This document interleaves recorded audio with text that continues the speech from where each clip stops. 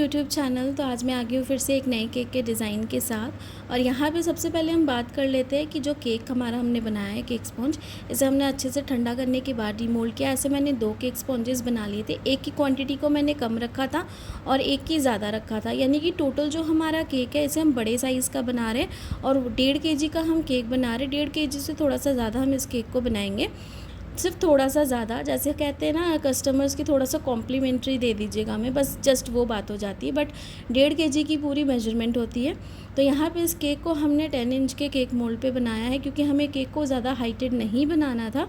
और केक से रिलेटेड जो भी मेजरमेंट है वो सारी मैं आपको डिस्क्रिप्शन में दे दूँगी, आप वहाँ से चेकआउट कर लीजिएगा। बाकी जैसा केक को हम ठंडा करते हैं और डीमोल्ड करते हैं और उसके बाद उसकी जो कटिंग है वो हम करते हैं ब्रेड नाइफ़ के साथ, वैसे ही हमें यहाँ पे कटिंग करनी है। केक की हमारी लेयर्स काफ़ी अच्छी है, सॉफ्ट है, एकदम स्पॉन्जी है। और अभी समर्स आ रहे हैं तो मेक श्योर अगर आपको बल्क में ऑर्डर्स आते हैं बहुत ज़्यादा, तो अगर आपको लगता है कि आपका ओटीजी ओवन जो भी सारी चीज़ें जिसमें आप बेक करते हो अगर वो छोटा है, तो आप केक स्पॉन्जेस अगर पहले से बना के रखना चाहते हो तो मेक श्योर कि आप फ्रिज में रखिए, नॉर्मल फ्रिज में, और उसे क्लिंग रैप करके रखिए।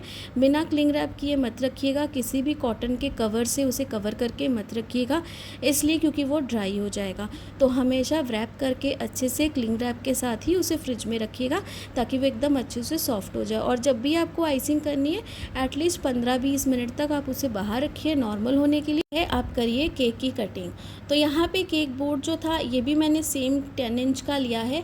और जैसे कि अगर आप देख रहे हो जो केक का टिन का साइज़ था वो भी 10 इंच था, और साथ में जो मेरे पास केक बोर्ड है वो भी 10 इंच है। केक बोर्ड पे मुझे कोई भी डेकोरेशन नहीं करनी थी, लेकिन फिर भी मैंने आज को इसे स्क्वायर साइज़ का लिया है, ताकि मैं आपको ये चीज़ दिखा पाऊँ कि अगर आप देख रहे हो जगह ज़्यादा नहीं, इसमें जगह कम है, और जब हम इसकी आइसिंग करेंगे ना तो जगह और थोड़ी कम पड़ जाएगी।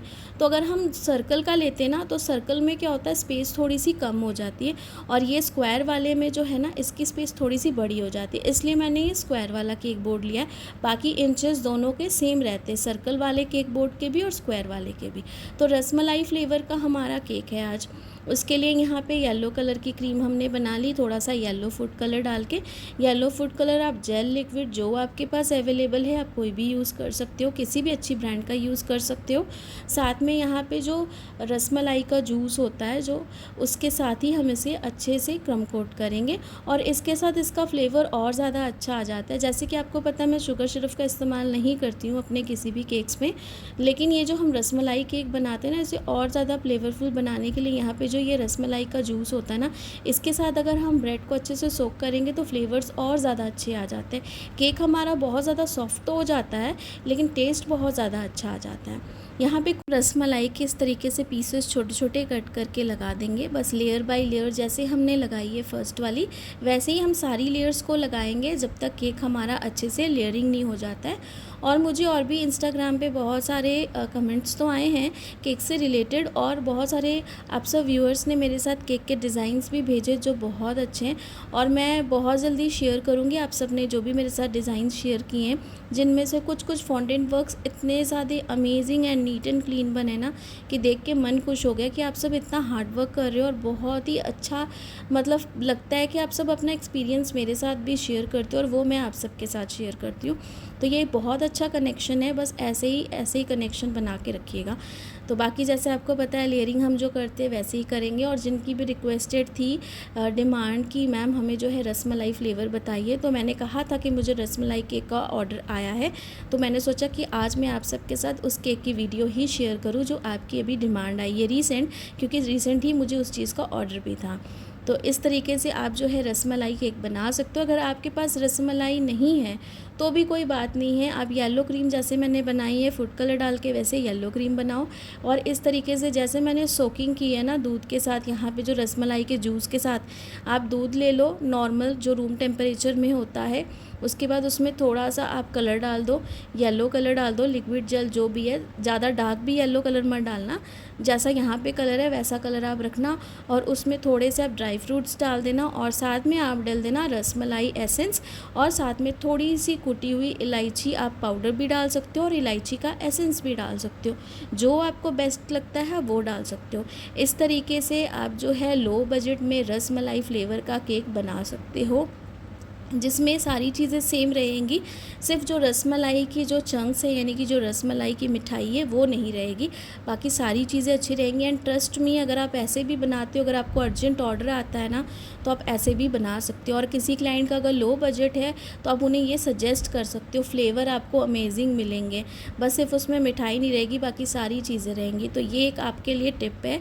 आई होप कि अगर आपको कभी भी ऐसा अगर ऑर्डर आता है, अर्जेंट आता है या फिर लो बजट में आता है, तो आप ज़रूर इस तरीके से बनाएगा। जैसे कि आपने देखा, लेयरिंग हमने कर ली है और यहाँ पे हम वाइट क्रीम के साथ करेंगे इसके अच्छे से आइसिंग। और जब मैं केक बना रही थी तो क्रीम मेरी हो गई थी कम, मुझे फिर से क्रीम को विप्ड करना पड़ा। और आप सबको तो पता है कि विप्ड किस तरीके से करनी है क्रीम को, काफ़ी ईजी प्रोसेस है। और मैंने ऑलरेडी इससे रिलेटेड 3 वीडियोज़ अपने चैनल पर अपलोड किया, वहाँ से जाके भी इसे चेकआउट कर सकते हो। और स्क्रैपर के साथ इसकी एजेस को हम अच्छे से क्लीन करेंगे। कुछ यहाँ पे बेसिक फॉन्डेंट की डेकोरेशंस हैं जो मैं आगे आपको दिखाऊंगी क्या डेकोरेशंस है। काफ़ी सिंपल है। ये जो बर्थडे का केक था, ये 4 ईयर की बच्ची थी जिसका ये केक था, तो उसके थीम के हिसाब से मुझे ये केक मिला था कुछ स्टडी से रिलेटेड, तो मुझे वैसा ही बनाना था। बहुत ज़्यादा फॉन्डेंट वर्क नहीं करना था, इस पर काफ़ी थोड़ा ही फॉन्डेंट वर्क करना था और काफ़ी बेसिक सा इसमें फॉन्डेंट वर्क था, जो आप सब बिगनर्स जितने भी हो आराम से बना सकते हो इसे। तो स्विल्स के डिज़ाइन भी हम टॉप वाली सरफेस पे अच्छे से बना लेंगे और केक को अच्छे से ठंडा होने के लिए फ्रिज में रखेंगे। केक बोर्ड को भी अच्छे से साफ़ करेंगे। और आप सबको पता है कि अभी समर्स है, तो समर्स में एटलीस्ट 4-5 घंटे तक, मैं तो कहती हूँ 6-7 घंटे तक भी फ्रिज में रखो, एकदम अच्छे से सेट होने दो, ताकि केक आपका एकदम अच्छे से सेट हो। और साथ में आपको क्रीम को ड्राई नहीं रखने देना है। इस बार क्रीम एकदम आपकी अच्छे से विप्ड होनी चाहिए, ये चीज़ का आपको एकदम ध्यान रखना है। केक बोर्ड को अच्छे से हमने साफ़ कर लिया और केक बोर्ड को हमेशा फ्रिज में रखने से पहले साफ़ कीजिए, ताकि आपको कोई भी प्रॉब्लम ना हो बाद में उसे साफ़ करने में, क्योंकि क्रीम जो है वो फिर जम जाती है बोर्ड पे, जिसकी वजह से उसे रिमूव करना थोड़ा डिफ़िकल्ट हो जाता है। तो यहाँ पे जो केक था ना, ये मुझे देना था, उससे पहले सेल्फ़ पिकअप केक ही था। तो शाम का ये टाइम था जब मैं इसकी करी थी डेकोरेशन। तो काफ़ी, जैसे मैंने कहा, बेसिक डेकोरेशंस थी फॉन्डेंट की। यहाँ पे कुछ स्टार्स मैंने बनाए थे स्टार कटर के साथ। कोई भी फॉन्डेंट के साथ आप यूज़ कर सकते हो। मैंने यहाँ पे वही कलर्स यूज़ किए जो रेफरेंस पिक्चर में थे।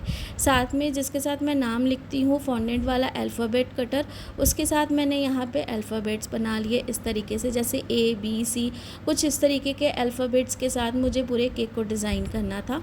साथ में मैंने यहाँ पे येलो कलर की एक लंबी सी स्ट्रिप काट ली फॉन्डेंट की, उसमें मैंने एडिबल पेन के साथ, ब्लैक वाले के साथ इस तरीके से मार्क कर लिए लाइंस के, यानी कि एक स्केल हमने बना लिया। साथ में यहाँ पे जो हम पेंसिल्स पेन बना रहे हैं, काफ़ी सिंपल, इसकी भी पतली पतली स्ट्राइप्स कट कर ली। और फ्रंट वाला जो साइड है ना, उसे हमने ट्रायंगल शेप में आगे से ब्लैक कलर का थोड़ा सा पेंट कर दिया एडिबल पेन के साथ। अगर आपके पास जेल कलर है, जो लिक्विड वाला एडिबल आता है, आप उसके साथ भी कर सकते हो, लेकिन मैंने जो है एडिबल वाला जो पेन आता है ब्लैक, उसके साथ इसे अच्छे से पेंट कर दिया था। इस तरीके से अल्फ़ाबेट्स अगर आप देख रहे हो हम इसे लगा रहे हैं, लेकिन केक क्यों अच्छा लग रहा है, क्योंकि इस पर फिनिशिंग है। तो इस तरीके से आपको अपने फिनिशिंग पे पूरा ध्यान देना है, ताकि डेकोरेशन अगर कम भी हो ना, तो आपका केक जो साइड वाली एजेस है, टॉप वाली सरफेस है, हर चीज़ से परफेक्ट लगे। आप प्रैक्टिस करोगे तो सारी चीज़ें होंगी, और ये सारी चीज़ें प्रैक्टिस के साथ होती है। तो कभी भी ऐसा डीमोटिवेट नहीं होना है कि हम केक बना रहे हैं तो हमारा केक क्यों नहीं अच्छा बन रहा है, डिज़ाइन इतना अच्छा क्यों नहीं आ रहा है। आप जैसे जैसे बनाते जाओगे फिनिशिंग आती जाएगी। बस तब तक आप उसे करो जब तक आपको लगे कि ये चीज़ यहाँ से परफेक्ट नहीं हुई है, बस उसे परफेक्ट करने की कोशिश करो। तो उसके लिए थोड़ा सा टाइम लेके आप अपने हाथ में फिर केक बनाना शुरू करो। यहाँ पे सारी चीज़ें हमने इस तरीके से अरेंज कर ली, सामने भी इस तरीके से अल्फ़ाबेट्स लगा रहे, आराम से मैं इसकी डेकोरेशंस करी थी। और ये जो मैं डेकोरेशन करी थी ना, ये क्लाइंट को केक देने के वही 15-20-25 मिनट पहले करी थी। और सिंपल है, इस केक का बोर्ड साइज़ है वो भी आपको पता है, और बॉक्स में इसे हम पैक करके जैसे देते वैसे। ब्लैक बोर्ड में वैसे सिंपल 2 मैंने स्ट्राइप्स कट कर ली, बीच में मैंने थोड़ा सा यहाँ पे पानी लगा के जो टूथपिक होती है ना, उसके साथ उसे फिक्स कर दिया। 2 बुक्स बना ली। और बुक्स किस तरीके से बनानी, मैंने पहले भी 2-3 अपने केक्स के जो भी डिज़ाइन से आप सबके साथ शेयर किए हैं, जो स्लिपिंग बॉयल वाले थे, उसमें मैंने इस तरीके के छोटे छोटे फॉन्डेंट एसेंट्स बनाए थे, जो आप में मैंने उसमें दिखाया था कि बुक्स कैसे बनानी है।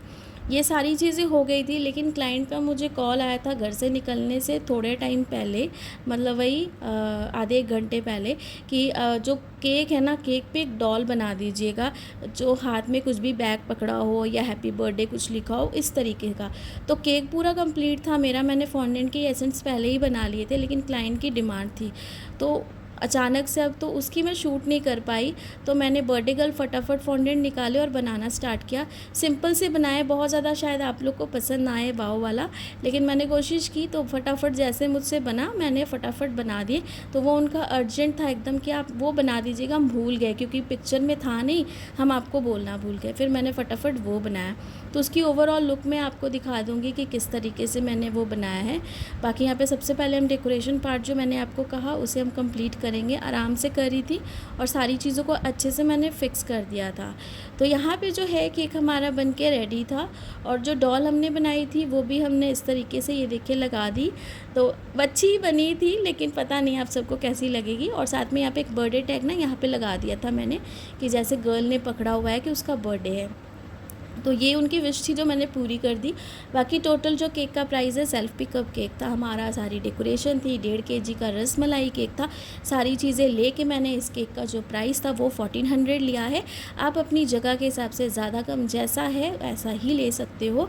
बाकी आई होप कि आज वाली वीडियो आप सबको पसंद आई होगी तो लाइक सब्सक्राइब शेयर ज़रूर कीजिएगा, ढेर सारे कमेंट्स कीजिएगा और ऐसे ही मुझे सपोर्ट करते जाइएगा ताकि मुझे और मोटिवेशन हो और आप सबके साथ आगे ऐसी ही वीडियो शेयर करती जाऊँ और अपना एक्सपीरियंस आप सबके साथ शेयर करती जाऊँ। Thanks for watching.